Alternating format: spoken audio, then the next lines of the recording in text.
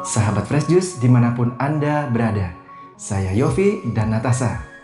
Sesaat lagi kita akan mendengarkan renungan Fresh Juice Jumat 24 April 2026 yang akan dibawakan oleh Romo Albertus Joni SJY dari Palembang. Selamat mendengarkan.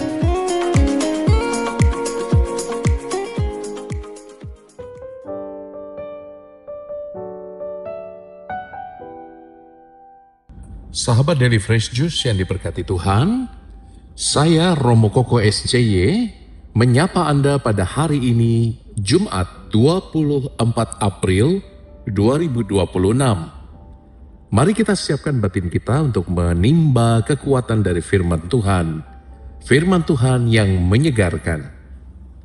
Sahabat dari Fresh Juice yang diberkati Tuhan, bacaan Injil hari ini diambil dari Injil Suci Yesus Kristus menurut Yohanes, bab 6 ayat 52 sampai 59. Di rumah ibadat di Kapernaum, orang-orang Yahudi bertengkar di antara mereka sendiri dan berkata, "Bagaimana Yesus ini dapat memberikan dagingnya kepada kita untuk dimakan?" Maka kata Yesus kepada mereka, "Aku berkata kepadamu, sesungguhnya jikalau kamu tidak makan daging anak manusia dan minum darahnya, kamu tidak mempunyai hidup di dalam dirimu. Barang siapa makan dagingku dan minum darahku, ia mempunyai hidup yang kekal, dan aku akan membangkitkan dia pada akhir zaman. Sebab dagingku adalah benar-benar makanan dan darahku adalah benar-benar minuman. Barang siapa makan dagingku dan minum darahku, ia tinggal di dalam aku dan aku di dalam dia. Sama seperti Bapa yang hidup mengutus aku, dan aku hidup oleh Bapa, demikian juga barang siapa yang memakan aku akan hidup oleh aku. Akulah roti yang telah turun dari surga, bukan roti seperti yang dimakan nenek moyangmu dan mereka telah mati. Barang siapa makan roti ini, ia akan hidup selama-lamanya." Semuanya ini dikatakan Yesus di Kapernaum ketika ia mengajar di rumah ibadat. Demikianlah sabda Tuhan, terpujilah Kristus. Sahabat dari Fresh Juice yang diberkati Tuhan, salam Fresh Juice.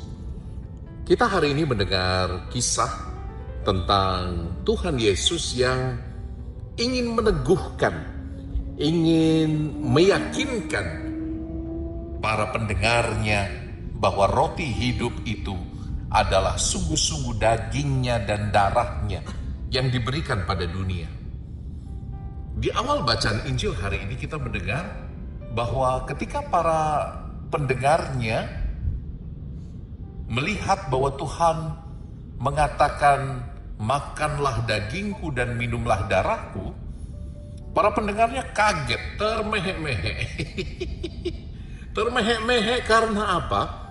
Jangankan makan daging dan darah manusia, bahkan orang-orang Yahudi pada zaman itu, bahkan hingga zaman ini, tidak sembarangan makan daging. Harus yang halal, harus yang terpilih, harus yang kosher. Dan ketika dikatakan bahwa sungguh-sungguh roti hidup itu adalah dagingnya dan darahnya untuk kita makan, kita minum, untuk bahkan kata Yunani yang dipakai adalah trogo, mencabik-cabik daging seperti hewan sedang mencabik-cabik daging mangsanya. Lebih lagi para pendengarnya terkejut, terkaget-kaget. Dan itu sebabnya mereka meninggalkan Yesus karena perkataan ini begitu keras. Tidak dapat dinalar, bagaimana mungkin dia memberikan dagingnya untuk dimakan. Alih-alih mengklarifikasi, Tuhan Yesus memberi eskalasi, memberi tekanan yang lebih tinggi. Maka disinilah kita semakin yakin sebagai orang yang beriman Katolik bahwa Ekaristi, roti hidup itu bukan hanya simbol, bukan hanya lambang. Tidak pernah Tuhan mengatakan, "Ambil dan makanlah, inilah simbol dagingku." Tidak pernah Tuhan bersabda, "Ambil dan minumlah, ini adalah lambang darahku." No. Tidak pernah dikatakan demikian. Ini sungguh-sungguh daging, ini sungguh-sungguh darah.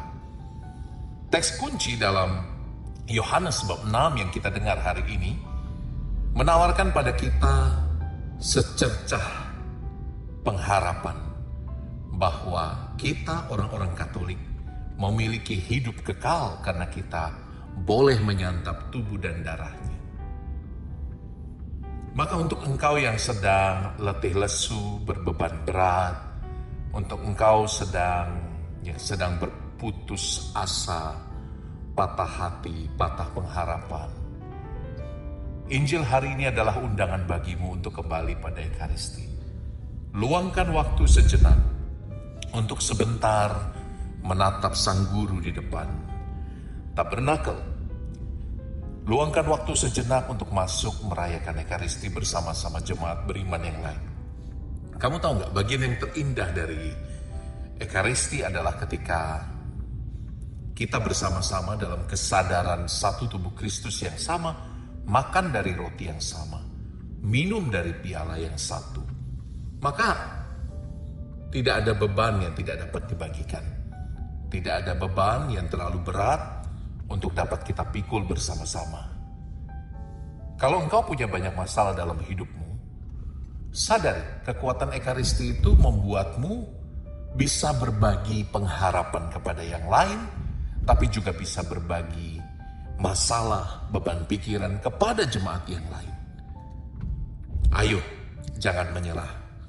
Berjalan bersama-sama yang lain. Berjalan dalam pengharapan. Dan itulah yang ditawarkan dalam sakramen Ekaristi.